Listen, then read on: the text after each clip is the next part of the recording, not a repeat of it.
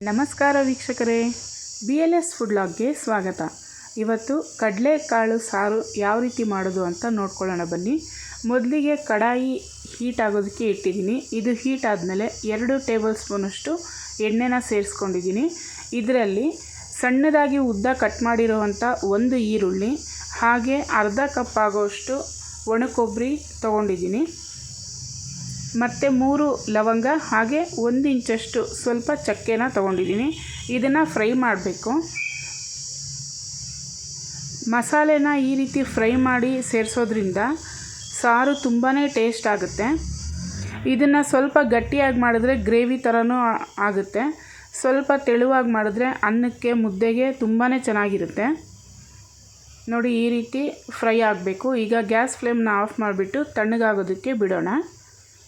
ಇದು ಪೂರ್ತಿ ತಣ್ಣಗಾದ್ಮೇಲೆ ಮಿಕ್ಸಿ ಜಾರಲ್ಲಿ ಸೇರಿಸ್ಕೊಳ್ತಾ ಇದ್ದೀನಿ.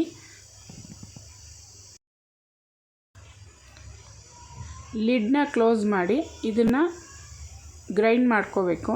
ನೋಡಿ, ಈ ರೀತಿ ಆಗಿದೆ. ಈಗ ಸ್ವಲ್ಪ ನೀರನ್ನು ಸೇರಿಸ್ಬಿಟ್ಟು ಮತ್ತೆ ಇದನ್ನು ಪೂರ್ತಿಯಾಗಿ ನೈಸ್ ಆಗಬೇಕು, ಅಲ್ಲಿವರೆಗೂ ಇದನ್ನು ಗ್ರೈಂಡ್ ಮಾಡ್ಕೋಬೇಕು. ನೋಡಿ, ಈ ರೀತಿಯಾಗಿ ಬರಬೇಕು ಮಸಾಲೆ ಅನ್ನೋದು. ಈಗ ಮಸಾಲೆ ಆಗಿದೆ, ಪಕ್ಕದಲ್ಲಿಡೋಣ. ಒಂದು ಪಾತ್ರೆಯಲ್ಲಿ 2 ಟೇಬಲ್ ಸ್ಪೂನಷ್ಟು ಎಣ್ಣೆನ ಸೇರಿಸ್ಕೊಂಡಿದ್ದೀನಿ. ಇದು ಹೀಟ್ ಆದಮೇಲೆ 1 ಈರುಳ್ಳಿನ ದಪ್ಪದಾಗಿ ಹೆಚ್ಚಿ ಒಗ್ಗರಣೆಗೆ ಸೇರಿಸಿದ್ದೀನಿ. ಇದನ್ನು ಫ್ರೈ ಮಾಡಬೇಕು. ಇದು ಫ್ರೈ ಆಗುವಾಗ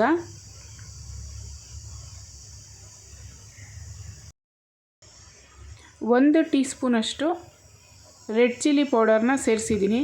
ಈ ರೀತಿ ಒಗ್ಗರಣೆಯಲ್ಲೇ ರೆಡ್ ಚಿಲ್ಲಿ ಪೌಡರ್ನ ಸೇರಿಸೋದ್ರಿಂದ ಸಾಂಬಾರಲ್ಲಿ ಘಮ ತುಂಬ ಚೆನ್ನಾಗಿ ಬರುತ್ತೆ.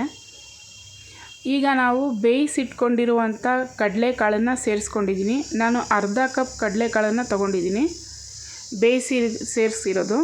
ಹಾಗೆ 1/4 ಟೀ ಸ್ಪೂನ್ ಅರಿಶಿನ, ರುಚಿಗೆ ತಕ್ಕಷ್ಟು ಉಪ್ಪನ್ನು ಸೇರಿಸ್ಬಿಟ್ಟು ಇದನ್ನು ಚೆನ್ನಾಗಿ ಮಿಕ್ಸ್ ಮಾಡಬೇಕು. ಇದಕ್ಕೆ ನೀರನ್ನು ಸೇರಿಸಬಾರ್ದು. ಇದೇ ರೀತಿ ಸ್ವಲ್ಪ ಹೊತ್ತು ಫ್ರೈ ಮಾಡಬೇಕು. ಆಗ ಕಡಲೆಕಾಳಲ್ಲಿ ಉಪ್ಪು ಚೆನ್ನಾಗಿ ಇಳಿಯುತ್ತೆ. ಈ ಸಂದರ್ಭದಲ್ಲಿ ನಾವು ಮಸಾಲೆ ರುಬ್ಬಿಟ್ಕೊಂಡಿದ್ವಲ್ಲ, ಇದನ್ನು ಸೇರಿಸ್ತಾ ಇದ್ದೀನಿ. ಮಸಾಲೆ ಎಲ್ಲ ಸೇರಿಸಿದ್ದಾದಮೇಲೆ ಅದೇ ಜಾರಲ್ಲಿ ಸ್ವಲ್ಪ ನೀರನ್ನು ಸೇರಿಸ್ಬಿಟ್ಟು ಇದರಲ್ಲಿ ಬೆರೆಸಿರೋದು ಇದನ್ನು ಒಂದು ಸಲ ಮಿಕ್ಸ್ ಮಾಡಿಬಿಟ್ಟು ಬೇಯೋದಕ್ಕೆ ಬಿಡೋಣ. ಪಕ್ಕದಲ್ಲಿ ಮತ್ತೊಂದು ಮಸಾಲೆನ ರೆಡಿ ಮಾಡ್ಕೋಬೇಕು. ಕೊತ್ತಂಬರಿ ಸೊಪ್ಪು, ಕಡಲೆಪಪ್ಪು, ಹಾಗೆ ಶುಂಠಿ, ಬೆಳ್ಳುಳ್ಳಿನ ಸೇರಿಸ್ಬಿಟ್ಟು ಸ್ವಲ್ಪ ನೀರನ್ನು ಹಾಕಿ ಇದನ್ನು ಸಹ ಫೈನ್ ಪೇಸ್ಟ್ ಥರ ಮಿಕ್ಸಿ ಮಾಡಬೇಕು. ನೋಡಿ, ಈ ರೀತಿ ಫೈನ್ ಪೇಸ್ಟ್ ಥರ ಇರಬೇಕು. ಇದರಲ್ಲಿ 1 ಟೀ ಸ್ಪೂನಷ್ಟು ಧನಿಯಾ ಪುಡಿನ ಸೇರಿಸ್ತಾ ಇದ್ದೀನಿ. ಇದನ್ನು ಸೇರಿಸಿ ಮಿಕ್ಸ್ ಮಾಡಿಬಿಟ್ಟು ನಾವು ಸಾಂಬಾರು ಕುದಿಯೋದಕ್ಕೆ ಇಟ್ಟಿದ್ವಲ್ಲ, ಅದ್ರ ಜೊತೆ ಸೇರಿಸ್ತಾ ಇದ್ದೀನಿ. ಈಗ ಮಸಾಲೆ ಎಲ್ಲ ಸೇರಿಸಿದ್ದಾಗಿದೆ. ಸಾಂಬಾರು ಸ್ವಲ್ಪ ಹೊತ್ತು ಕುದಿಬೇಕು ಚೆನ್ನಾಗಿ. ಲಿಡ್ನ ಕ್ಲೋಸ್ ಮಾಡಿ ಇಡೋಣ.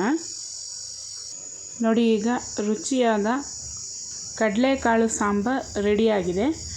ನಿಮಗೆ ಈ ರೆಸಿಪಿ ಇಷ್ಟ ಆಗಿದ್ದಲ್ಲಿ ಈ ಕೂಡಲೇ BLS ಫುಡ್ ಲಾಗ್ನ ಸಬ್ಸ್ಕ್ರೈಬ್ ಮಾಡ್ಕೊಳ್ಳಿ. ಹಾಗೆ ಲೈಕ್ ಮಾಡಿ, ಶೇರ್ ಮಾಡಿ, ಕಮೆಂಟ್ ಮಾಡೋದನ್ನು ಮರಿಬೇಡಿ.